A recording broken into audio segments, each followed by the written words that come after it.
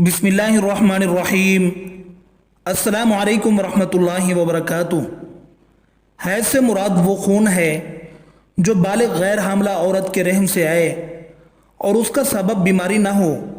इसी खून के सबब किसी औरत में बच्चा पैदा करने की सलाहियत मौजूद होती है। अगर किसी औरत को माहवारी ना आती हो, वो बच्चा पैदा करने की सलाहियत से महरूम होती है। हज़रत इब्ने मसूद रज़ी अल्लाह अन्हु से रिवायत है कि बनी इसराइल में मर्द और औरतें एक साथ नमाज पढ़ते थे। चुनाचे औरत का यार हुआ करता था और वो लकड़ी का जूता पहनती थी जिससे ऊंची हो जाती थी अपने दोस्त को देखने के लिए, तो अल्लाह ताला ने उन पर हैज़ डाल दिया। ये रिवायत हाफिज इब्ने हजर रहमतुल्लाह अलैह ने फतहुल बारी में मुख्तसरन जिक्र की है और इसकी सनद को सही करार दिया है। और इसी रिवायत की तरफ इमाम बुखारी रहमतुल्लाह अलैह ने इशारा किया है। सही बुखारी में है कि आप सल्लल्लाहु अलैहि वसल्लम ने फरमाया, बनी इसराइल में मर्द और औरतें एक साथ नमाज पढ़ते थे। चुनाचे औरत मर्द को झांकती थी तो अल्लाह ताला ने उन पर हैज़ डाल दिया और उनको मसाजिद से रोक दिया। हज़रत आयशा रज़ी अल्लाह अन्हा से रिवायत है कि बनी इसराइल की औरतों ने लकड़ी के जूते बनवाए ताकि मसाजिद में मर्दों को झांक सकें। चुनाचे अल्लाह ताला ने उनके मसाजिद हराम कर दी और उन पर हैज़ को मुसल्लत कर दिया। लेकिन जमहूर फुक़हा ने इस कौल को रद्द किया है।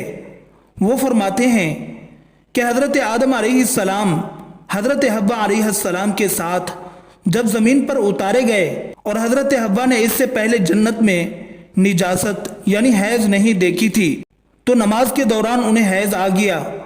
तो उन्होंने हज़रत आदम अलैहिस्सलाम से पूछा तो उनको उसके जवाब का इल्म नहीं था।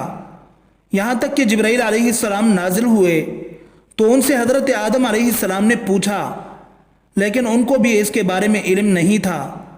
इसके बाद हज़रत जिब्राइल अलैहिस्सलाम चले गए।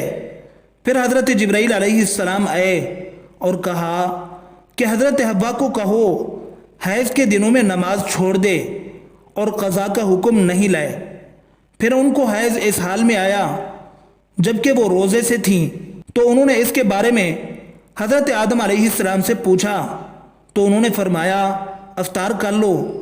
फिर जब हज़रत जिब्राइल अलैहिस्सलाम आए तो उन्होंने कहा कि इसको कहो कि रोज़े की क़ज़ा करे। तो हज़रत आदम अलैहिस्सलाम ने कहा, ऐ परवरदिगार, नमाज और रोज़ा दोनों तेरी इबादतें हैं, कैसे एक की क़ज़ा है और दूसरे की नहीं? तो अल्लाह ताला ने उनकी तरफ वही फरमाई, आपने पहली मर्तबा हमारी तरफ रुजू किया, लिहाजा हमने उसमें अपनी मर्ज़ी से हुक्म दिया, और दूसरी मर्तबा आपने अपनी राय से फ़ैसला किया, लिहाजा हमने क़ज़ा करने के हुक्म से आपको सज़ा दी, ताकि आपके इल्म में रहे कि तमाम मुआमलात में अल्लाह ताला की तरफ रुजू किया जाता है। कंजुल उम्माल में है, हज़रत उमर रज़ी अल्लाह ताला अन्हु से रिवायत किया गया है कि रसूलुल्लाह सल्लल्लाहु अलैहि वसल्लम ने फरमाया, मुझे मेरे हबीब हज़रत जिब्राइल अलैहिस्सलाम ने बताया है कि उनको अल्लाह ताला ने हज़रत हव्वा अलैहिस्सलाम के पास भेजा। जिस वक़्त उन्हें हैज़ आया तो उन्होंने अल्लाह ताला को पुकारा और कहा, मुझे ऐसा खून आया है जिसे मैं पहचानती नहीं हूँ। तो जवाब दिया, मैं तुझे और तेरी औलाद को खून आलूद करूँगा और मैं उसे कफ़ारा और तहारत बनाऊँगा। हज़रत इब्ने अब्बास रज़ी अल्लाह अन्हुमा से रिवायत है कि उन्होंने फरमाया, जब हज़रत आदम अलैहिस्सलाम ने शजरा ममनुआ खा लिया तो अल्लाह ताला ने पूछा, आपको मेरी नाफरमानी पर किस चीज़ ने उभारा है? तो अर्ज़ किया कि मेरे लिए इसको मुज़य्यन करके हज़रत हव्वा अलैहिस्सलाम ने पेश किया था।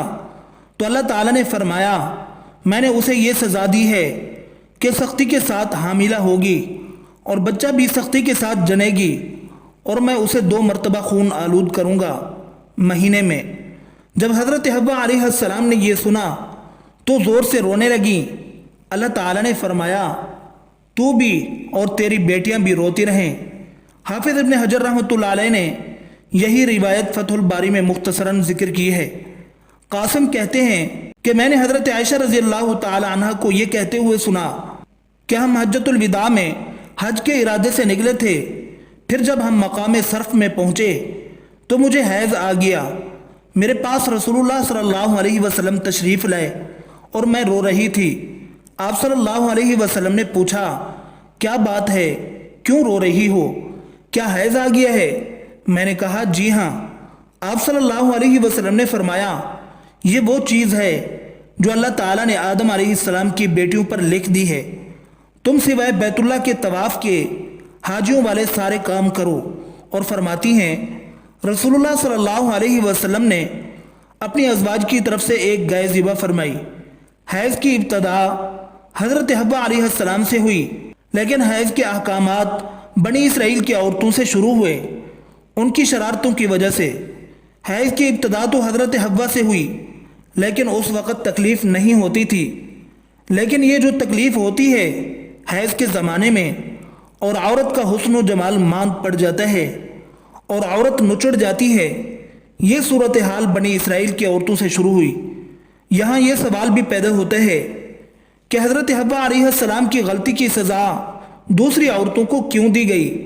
محقق علماء کرام فرماتے ہیں کہ یہ ایک ظاہری سبب سا ہے، جیسے حضرت آدم اور حضرت حوا علیہ السلام کے جنت سے نکالنے کا سبب شجرہ ممنوعہ بن گیا تھا، اسی طرح یہ بھی ایک ظاہری سبب سا ہے، ورنہ حقیقت میں اللہ تعالیٰ کی طرف سے حیض ایک نعمت ہے جو اس نے بنات آدم میں جاری کر دی ہے، اور یہ انسانی وجود کے بقا کا ذریعہ ہے۔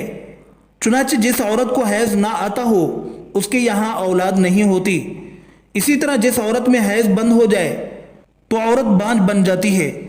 اسی طرح جب بچہ ماں کے پیٹ میں ہوتا ہے تو اللہ تعالیٰ اسی حیض کے ذریعے اسے غذا فراہم کرتا ہے، جس سے بچے کی بڑھوتری اور نشو و نما ہوتی ہے۔ لہٰذا حیض اللہ تعالیٰ کی طرف سے ایک نعمت ہے جس کا ذریعہ اس طرح بنایا گیا۔ بھلا دیکھو، حضرت آدم علیہ السلام جنت سے نکالے گئے تو ان کی نسل پھیلی اور آپ اور ہم وجود میں آئے، ورنہ نہ نکالے جاتے تو نسل انسانی کہاں پھیلتی۔ اگرچہ اللہ تعالیٰ ہر چیز پر قادر ہے، لیکن اس نے ہر کام ایک نظام کے تحت رکھا ہے۔ حضرت انس رضی اللہ عنہ سے روایت ہے کہ ساری کے وقت یہ پڑھتے رہا کرو، یا واسع المغفرہ، اے وسیع بخشش والے۔ اس کے پڑھنے والے کے سارے گناہ معاف ہو جاتے ہیں۔ روزے میں دن بھر خوب دعائیں مانگی جائیں، پھر جب افطار کا وقت آ جائے تو یہ بھی بڑی قبولیت کا وقت ہوتا ہے۔ ارشاد نبوی صلی اللہ علیہ وسلم ہے، یعنی روزہ افطار کرنے کے وقت روزہ دار کی دعا قبول ہوتی ہے۔